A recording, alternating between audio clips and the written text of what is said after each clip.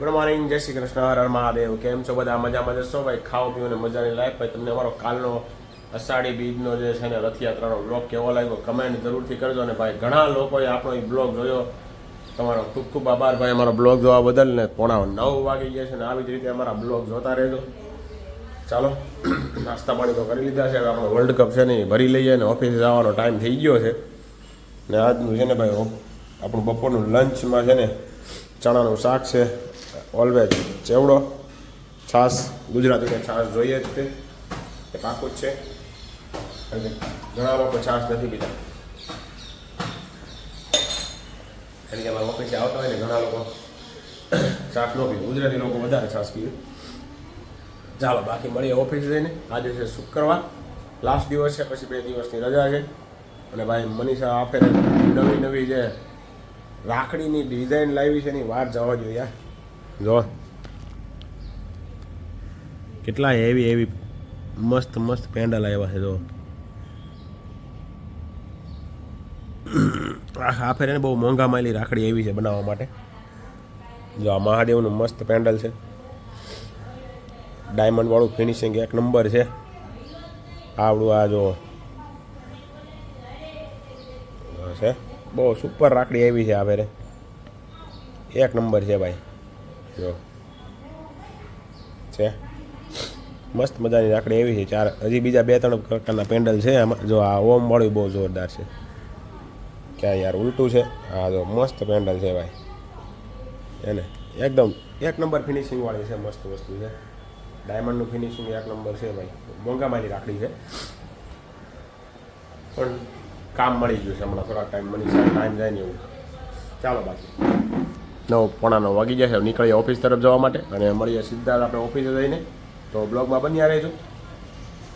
ફૂલ બાકાજી વરસાદ ચાલુ થઈ ગયો છે ભાઈ. ઘરે જવાના ટાઈમે અત્યારે આપણે ઘરે જવા માટે નીકળવાનું. આ બધું વરસાદ જો ધડબડાટી બોલાવે છે, એટલો વરસાદ આવે છે. એટલે આ પણ અહીંયા હેઠ આવે છે બહુ ગીરી. આજે થોડી રેનકોટ પહેલામાં હતો ને આપણે રેનકોટ કાઢી નાખ્યો. આ અઠવાડિયાથી વરસાદ આવતો નતો, આપણે રેનકોટ કાઢી નાખ્યો થેલામાંથી. તો હવે જો આજે આવ્યો, કાંઈ વાંધો નહીં. બીજું હું આમ જો વાદળું કેવું છું છે ખતરનાક. રાજન્સ પોઈન્ટની માથે જોરદાર અંધારું થયું છે ભાઈ. આમ પણ છે એટલે આ માથે વાદળું છે મોટું એવું. આવશે 5-10 મિનિટ એવું લાગે છે, પછી વયો જશે. તમને એમાં નહીં દેખાતું, આમાં દેખાય પાણીમાં. પવન એટલો ફૂંકાય છે ને આડો હળો મિક્સ થઈ જાય છે વરસાદ. ચાલો બંધ થયો, ધીમો પડ્યો છે, નીકળી જાય. ભાઈ આપણે છે ને રાજન સિનેમા પાસે ઊભા છીએ. આપણું આ પાર્સલ છે ને એ રાખડી બનાવવાની છે ને, રાખડી બની ગઈ છે ને દેવા માટે ઊભા છીએ. હમણાં મારો સાળો આવે ને લઈને આપી દેવાનું, દિલીપભાઈ આવે ને લઈને આપી દેવાનું છે. ચાલો બાકી આપણે તો રાજન સિનેમા પાસે ઊભા છીએ ને આપણી ઓફિસ જો સામે છે, અહીંયા IFMમાં છે. અને અત્યારે આપણે અહીંયા ઊભા છીએ. ચાલો ભાઈ 8 વાગવા આવ્યા છે ને ભાઈ. આપણે છે ને રાખડી બનાવવા આવી હતી ને એ આપણે દઈ આવ્યા છીએ. તમે જોયું જશે વિડીયોમાં આગળ. હવે આજે ભાઈ બહુ જોરદાર ભૂખ લાગી છે. કેમ ખબર લાગી નથી ખબર, પણ આજે બહુ ભૂખ લાગી છે જોરદાર. જોઈએ ભાઈ શું બન્યું છે આજે. કઢી જેવું લાગે છે, કંઈક સેવનું શાક છે. શું છે કાજુનું શાક છે ભાઈ. કાજુનું શાક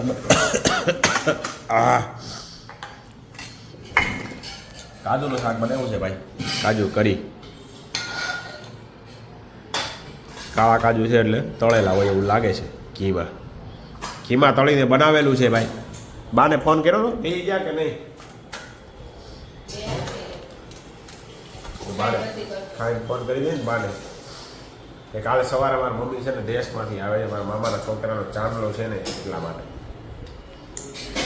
કાલે સવારે વહેલા લેવા જવાના છે. જોઈએ કેટલા વાગે પહોંચે ને કઈ બસમાં બેઠા છે ને આપણે ઓલા ફોન કરીને પૂછી લઈએ. દીપમાં બેઠા છે તો ખબર છે, પણ વરસાદના હિસાબે ટાઈમ આમ તેમ કદાચ થયો હોય તો કદાચ થાય, શક્ય છે એવું.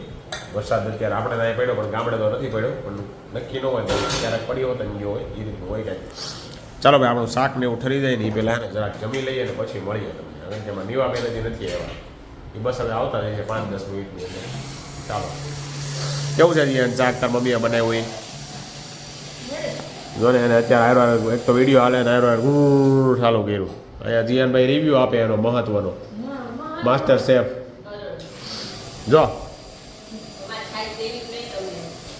એમાં છાશનો રિવ્યૂ નથી લેવાનો અત્યારે. અમારે જીયાનભાઈ પાસે છે ને પેલા શાક તે બનાવ્યું એનો રિવ્યૂ લેવાનો છે. માસ્ટર શેફ એનું મોટું જરાક આમ તેમ કરી કરીને રિવ્યૂ આપે છે. कैसा लगा भाई? ठीक है भाई, ठीक है भाई, ठीक है, चलो भाई.